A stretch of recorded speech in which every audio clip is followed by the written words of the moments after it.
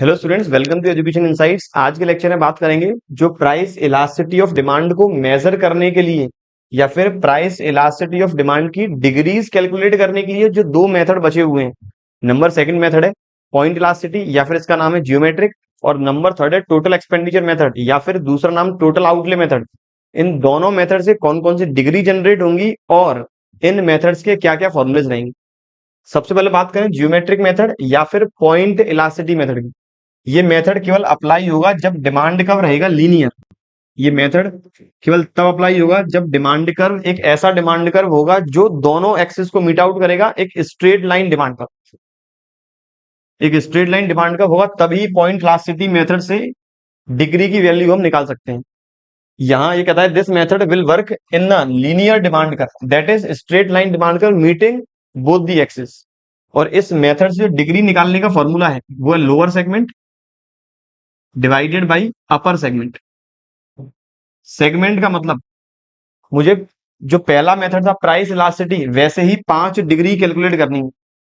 तो जो मेरा डिमांड कर्व है ये अलग अलग 5 सेगमेंट में डिवाइड है या 5 पॉइंट्स के अकॉर्डिंग डिवाइड है। मैंने नाम दे दिया ए बी सी डी और ई। दो पॉइंट्स के बीच के डिफरेंस को बोला गया सेगमेंट। तो मुझे पॉइंट ए पर डिग्री की वैल्यू निकालनी है तो यहां पर फॉर्मूला लगेगा लोअर सेगमेंट। कितने सेगमेंट है नीचे, 1 2 3 और 4। लोअर सेगमेंट हो गए 4, अपर है 0, तो यहां डिग्री आएगा इन्फिनिट।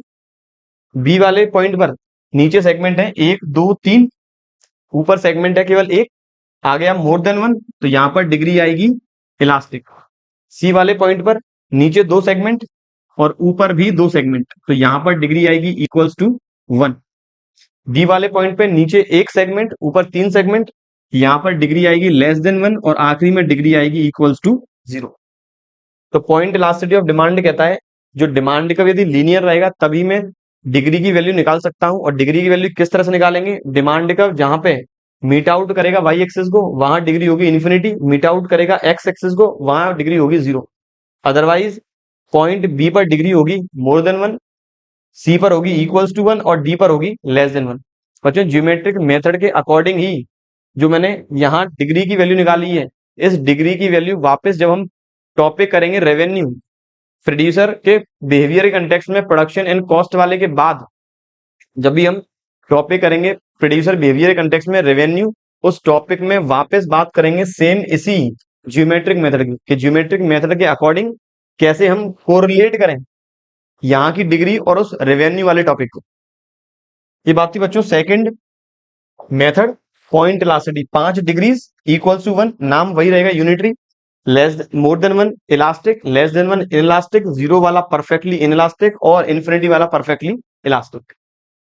तीसरा जो मेथड है, तीसरा और आखिरी मेथड टोटल एक्सपेंडिचर मेथड या फिर टोटल आउटले मेथड। ये मेथड कहता है यहां पर जो रिलेशन है या यहां पर जो डिग्री की वैल्यू निकाली जाएगी वो हम निकालेंगे एक्सपेंडिचर और प्राइस के कंटेक्स्ट में।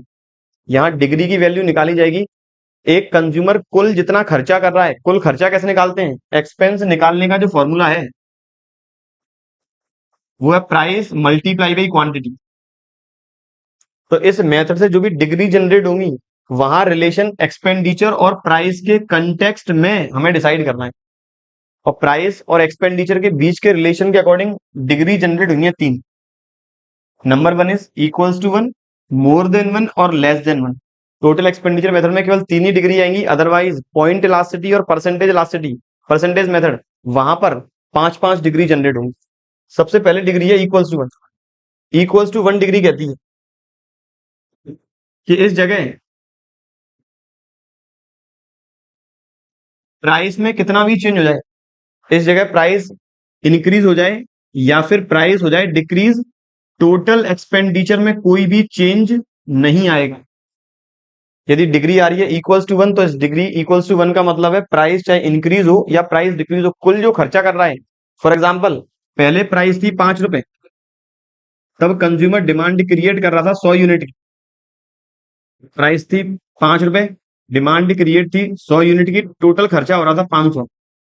आज प्राइस हो गई 4, तब भी टोटल खर्चा 500 ही है, डिमांड हो गई 125 यूनिट। यदि प्राइस गिरने से टोटल एक्सपेंडिचर रहेगा सेम, तब डिग्री जो आएगी उसे बोलेंगे इक्वल्स टू 1, जिसे नाम दिया गया है यूनिटरी इलास्टिक डिमांड। दूसरा, जब प्राइस और टोटल एक्सपेंडिचर में इनवर्स रिलेशन होगा, पहले के अंदर प्राइस और टोटल एक्सपेंडिचर में कोई भी रिलेशन नहीं है, या फिर प्राइस के फ्लक्चुएशन से टोटल एक्सपेंडिचर पर कोई भी इफेक्ट नहीं पड़ा, वहां डिग्री आ गई इक्वल्स टू 1। जब प्राइस और टोटल एक्सपेंडिचर के बीच में इनवर्स रिलेशन है, इनवर्स रिलेशन का मतलब प्राइस बढ़ती है तो टोटल एक्सपेंडिचर होगा कम, और यदि प्राइस गिरती है तो टोटल एक्सपेंडिचर बढ़ेगा। यदि इस तरह का रिलेशन है तब वहां पर डिग्री आएगी मोर देन 1, जिसे इलास्टिक या फिर मोर देन यूनिटरी डिमांड भी कहा जाता है। तीसरा, जब डिग्री है लेस देन 1, लेस देन 1 का मतलब जब प्राइस और टोटल एक्सपेंडिचर में रिलेशन है पॉजिटिव, प्राइस बढ़ेगी टोटल एक्सपेंडिचर भी बढ़ेगा, प्राइस यदि डिक्रीज होगी तो टोटल एक्सपेंडिचर भी डिक्रीज होगा। यदि इस तरह का रिलेशन है तब डिग्री आएगी लेस देन 1। तो टोटल एक्सपेंडिचर मेथड में वापस एक बार रिवाइज कर लें। टोटल एक्सपेंडिचर मेथड कहता है यहां पर रिलेशन है प्राइस और एक्सपेंडिचर के बीच में, वहीं से डिग्री जनरेट होगी। अगर प्राइस में चेंज हुआ, एक्सपेंडिचर में कोई भी चेंज नहीं है, तब डिग्री हमेशा आएगी इक्वल्स टू 1। दूसरा, जब प्राइस और एक्सपेंडिचर में रिलेशन है इनवर्स, प्राइस यदि बढ़ती है, एक्सपेंडिचर गिर रहा है, यदि दोनों अपोजिट डायरेक्शन में जा रहे हैं, तब डिग्री आएगी लेस, तब डिग्री आएगी मोर देन 1। और जब दोनों के बीच में सेम रिलेशन है, प्राइस बढ़ेगी एक्सपेंडिचर भी बढ़ गया, प्राइस गिरी एक्सपेंडिचर भी गिर गया, तब आएगी डिग्री लेस देन 1। यहां से एग्जाम में क्वेश्चन किस तरह से आ सकता है, एमसीक्यू टाइप में आ सकता है कि जब प्राइस बढ़ने के साथ साथ टोटल एक्सपेंडिचर में कोई भी चेंज नहीं आया तब डिग्री कौन सी होगी, या फिर प्राइस बढ़ी तो टोटल एक्सपेंडिचर गिर गया तब डिग्री कौन सी होगी, या फिर प्राइस जब गिरी तो टोटल एक्सपेंडिचर भी गिर गया तब डिग्री कौन सी होगी। तो वहां पर आपको स्पेसिफिक इस रिलेशन के अकॉर्डिंग याद रखना है कौन सी डिग्री कैसे जनरेट होनी है। बच्चों ये बात थी जियोमेट्रिक मेथड और एक्सपेंडिचर मेथड की। जो पहला मेथड था परसेंटेज मेथड या फिर प्रोपोर्शनेट मेथड, उसके बारे में हम अपनी पिछली क्लास में डिस्कस कर चुके हैं। उम्मीद करता हूं लेक्चर अच्छे से समझ में आ चुका है। इनकेस कोई आपको क्वेरी है, कोई आपको दिक्कत आती है, उसे कमेंट बॉक्स में जरूर लिखें ताकि मैं आपकी प्रॉब्लम को सॉल्व करने की कोशिश कर सकूं।